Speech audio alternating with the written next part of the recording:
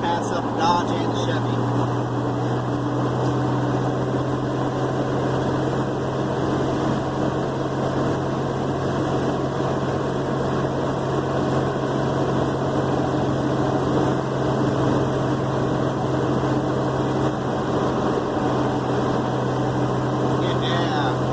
Hello YouTube, Derbador the Weldor here, coming at you.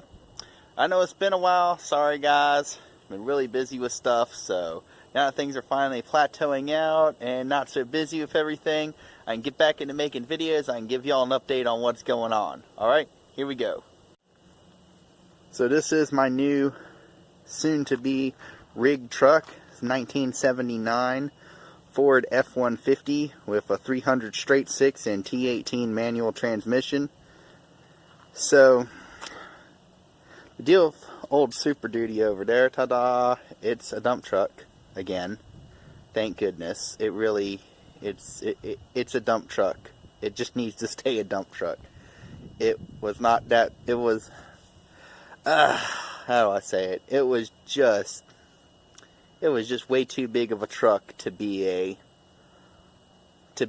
everyday welding truck. So I'm back to an F-150. So the deal with this truck was, I've been working on this thing for a long time. I'm working on this for a couple of years, about 2.5 years now, almost 3. I was going to get an F-250, but after I'd finished all the engine work in this truck up at my pawpaw's house and got it down here, I decided this is what I wanted from a truck anyway. It had the engine and transmission and rear axle that I wanted already. So I figured, and it needed a bed anyway. I was going to put a flatbed on it because it needed a bed. So I was like, well, I'll just make this into my work truck. So I'm already working on some things already did some things to beef it up. See, I got coilover type shocks. They're supposed to take off some of the extra weight on it. I'm probably going to wind up getting some overload springs and putting them on here. And since it's a Ford 9-inch rear end, everybody makes all sorts of cool stuff for it, so I'm going to get some rear disc brakes to go on it too. But of course, for the meantime, I painted the drum brakes just because they look so much cooler painted. Alright,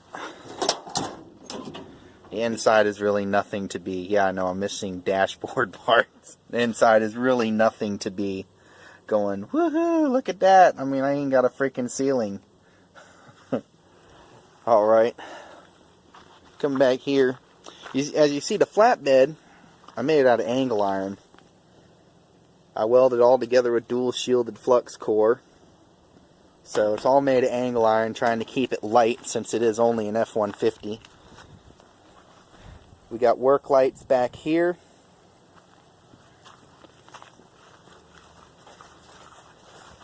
When we come over to the front, we got the light bar that used to be right above the windshield on the gray truck there, which I found out I really hate light bars being above the windshield for driving down the road. I can get this dang thing open. I'll put this down. Ah, stay there. There we go. Because it takes a little meanness to get the hood open. It's old. Probably need some WD-40. But there it is, guys. Freshly rebuilt Ford 300 straight 6. I was going to do a 4-barrel. Actually, I was going to keep a 4-barrel on here, but I decided that the 4-barrel was just took so much gas. I went back to the old Carter YFA that was on here. I rebuilt that myself, actually. So, rebuilt that carburetor, everything on this truck. Just about everything on this truck has been rebuilt. I mean, it's as close to brand new as it's been in probably 20 years. This hood is actually 2 different hoods. Got the green outer skin. The odd then, as you can see, kind of welded it to the good subframe, so it's all steel. The old one was 90% Bondo. I was not going to have any of that. Alright. And so y'all are probably going, what in the heck is that? Is that an old engine drive sitting on the back of that truck? Yes, it is. I did a whole video ranting about engine drive. So, I feel like y'all deserve a little story about this, and I hope I didn't confuse anybody with that last video. But, this is the deal. I only paid $300 for this. Why? I don't believe that they're worth, you know, $1,000, $2,000. I think anybody selling them for that much is just absolutely crazy. So, I was looking around. I kind of wanted one of these to kind of fix up. You know, I still really like the Champion 145. As you see, it's now sitting on a trailer. Obviously, as you can see, it's chained so it doesn't run off somewhere. So, this right here, I'm waiting for a few parts. It needs a new rheostat and some stickers, obviously. When I got it, it was in dire need of a paint job, so that's why it looks so nice. Everything's all nice and freshly painted.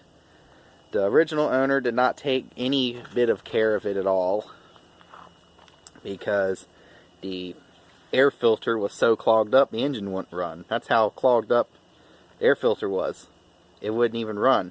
After pulling the air filter out, it fired up and ran just fine. Now the rheostat works, you know, works somewhat. It'll work from here to 100%. You can kind of feel it right there where the coil's burnt. Anything further back like this, it don't work. Now, it's 200 amps, and I tell you what, it is nice to have 200 amps.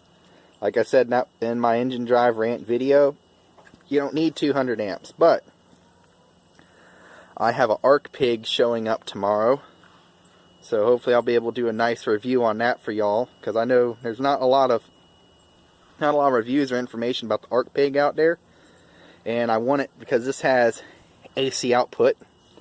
You see right there where I Sharpie markered AC. This has AC output, and I've been doing a lot of aluminum recently, so it'd be nice to be able to TIG weld a full 200 amps. Some aluminum might actually get some better results than what I've been doing with the spool gun recently. So yeah. And also, see, I got my nice bottle holder sitting over here. I built this because I got tired of having to lift bottles way up in the air to get them in place and all. So I just made this simple contraption. As you see, it's 2 pieces of C-channel with 2 C shapes cut out right there. The same on the back. And see, there's a bolt. A big threaded shaft going through there for a bolt, a hole drilled. It's simple. It's not that complicated. And it sits right there, and it is probably the best thing I did for that truck, because it keeps the bottles down low. They're not sticking up above the truck. They're right there where I can get to them. You know, I no longer dread going to Air Gas or Praxair to switch out bottles. So, yep, like I said, the Champion 145 still here, still using it. Great little machine. It's actually kind of been more of a generator, but it's still doing absolutely awesome. Got this absolutely crappy trailer from Tractor Supply. Got it while it was on sale. I think only paid like $600 some for it while it was on sale, and definitely got a $600 piece of crap trailer. Had to do some modification work to it. I still got more work to do to it because it is crap. One of the things I'm going to do is beef up this tongue, and I'm going to move the Champion 145 to the tongue and put the ladder rack that used to be on the Super Duty here, put that on here. Gantry crane's together. It's working now. So now we have a working gantry crane for picking stuff up and moving it around. So yeah. And as you can see, still got the Handler 100 around. Still doing good. Been using this for just a lot of here-there stuff mainly. But, you know, it's been doing pretty good. I just welded up a Jeep frame with it today on an old 89 Jeep Wrangler. Just welded up a frame on it real quick. Made $50. I mean, you know, you can't beat that. It's a great little MIG machine for taking outside and just doing a few here-theres. And this right here, get a kick out of this. Oh, I got this bottle. well, local restaurants I eat at here in town called Remington Grill had this bottle sitting out by the dumpster, and it sat there for a week. I eat there regularly. I had this bottle just sitting out there at the dumpster. It's a CO2 bottle.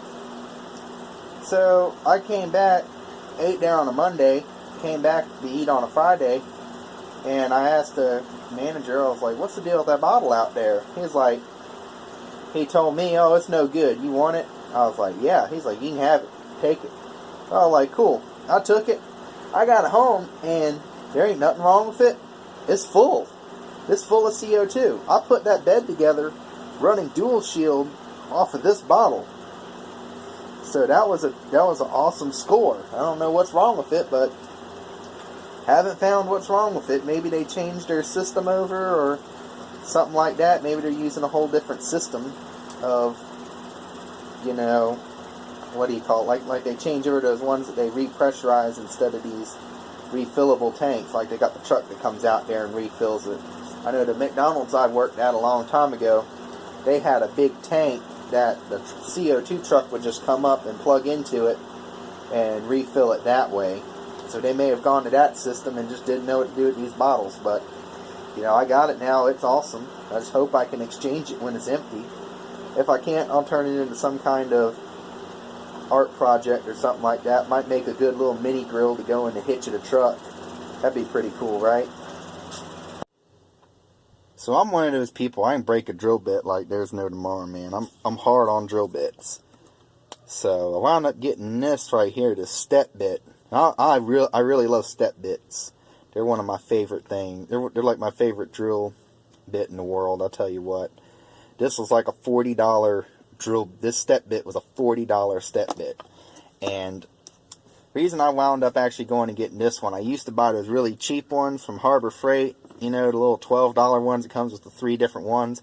Well, I was about on my 4th set of those. And I was like, well, I'm going to give this Milwaukee one a try. And so far, this has just been phenomenally different. It's got a much, when you look at it, a much thicker shaft on it. You're not going to snap that very easily. And, you know, it's got the black oxide coating seems to be doing better than that other coating that Harbor Freight puts on theirs. I don't know what exactly you call that coating. But it's the same goldish color as these El Cheapo Ace Hardware drill bits. And, you know, still using old Milwaukee drills here. Been using them forever. Been pretty brutal on them. And one thing I found, and I absolutely love, are these, you can't really see it, are these Diablo carbide tipped Sawzall blades. I like the really short ones. I have a couple of the long ones. I hardly use them because they just wobble around so much when you're cutting. But, you know, the shorter one like this is absolutely fantastic. I mean, I use this for cutting all sorts of stuff.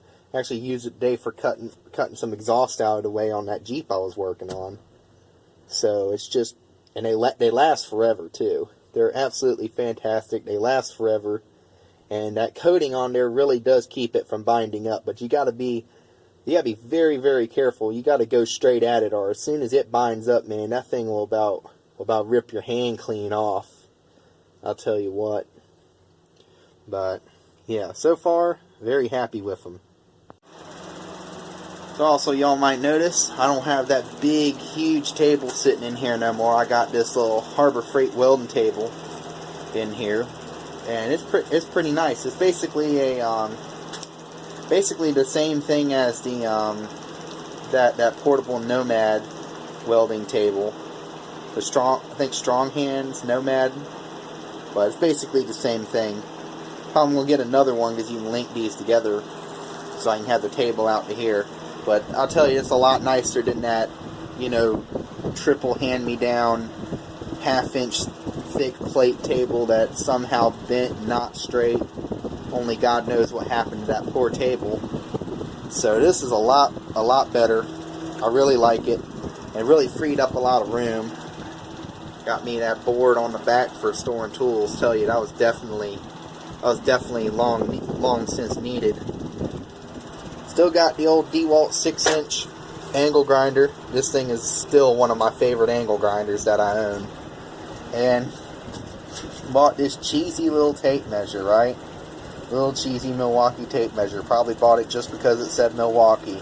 But I keep this on myself as part of my everyday carry, and you would not believe how much that thing comes in handy. It's just right there with my keys, just like whoop. All right, how big is this? How long is this? You know, you show up somewhere and like, hey, measure this, check this. You know, get some quick measurements.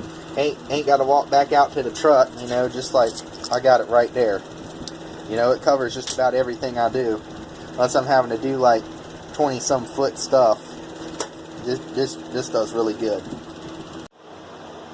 And sitting down here, I still got the old Harbor Freight Portaband that refuses to die.